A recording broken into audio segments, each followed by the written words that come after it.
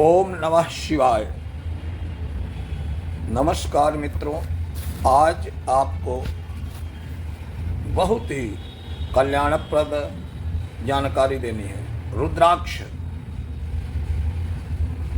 जिसे हिंदी, संस्कृत, पंजाबी, बंगला आदि भाषाओं में रुद्राक्ष ही बोलते हैं। तमिल, तेलुगु, कन्नड़ में रुद्राज बोलते हैं। मराठी में रुद्र, अंग्रेजी में अल्ट्रासम बीज।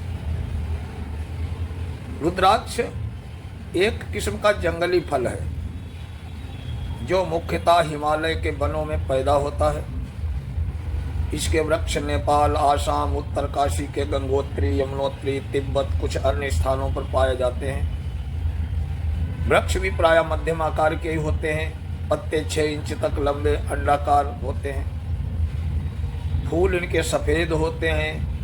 फल नील वर्ण का होकर गोलाकार होता है, जिसका व्यास अधिकतम 1.5 इंच तक हो सकता है। ये फल कार्तिक मास के अंत में और मार्गशीर्ष में लगना आरंभ होते हैं। सूख जाने पर ये फल जमीन पर गिर जाते हैं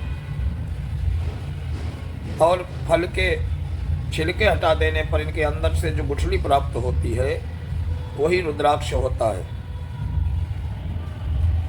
धार्मिक कार्यों में इसी का प्रयोग किया जाता है।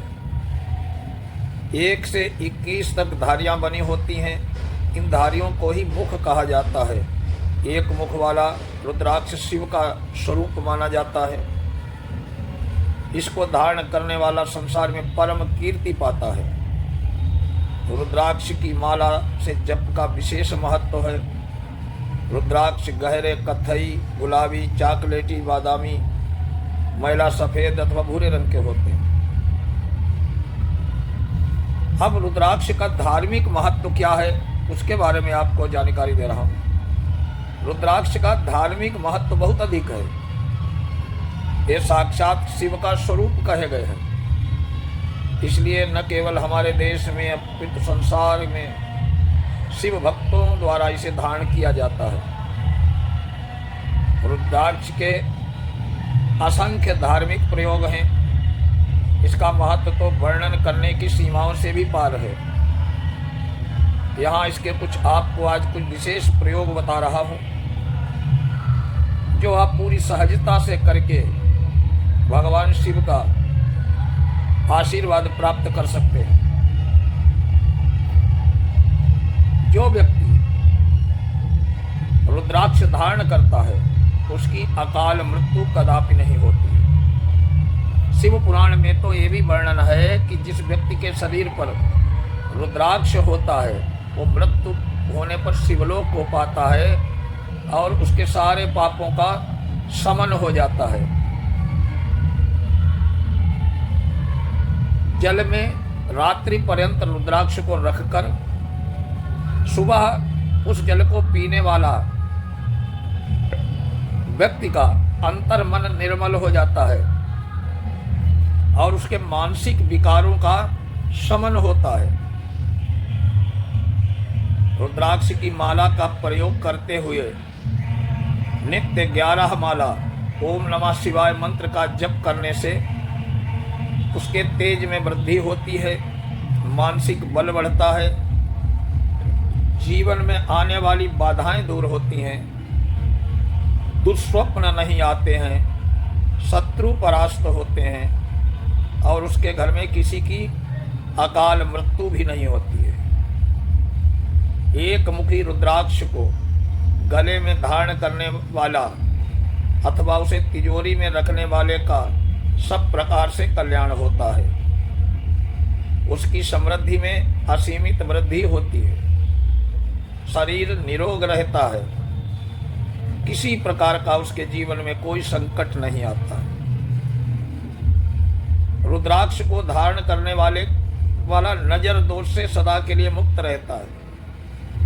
अगर आप घर के मुख्य द्वार पर किसी प्रकार से रुद्राक्ष के बंधन से उस घर पर बुरी नजर नहीं लगती। अगर रुद्राक्ष का दाना किसी तरीके से दरवाजे पर टांग दीजिए तो नजर नहीं लगेगी आपके घर में और रहने वालों पर यंत्र मंत्र तंत्र जो टोना टटका कर देते हैं उन दुष्प्रभावों से भी मुक्ति मिलती है।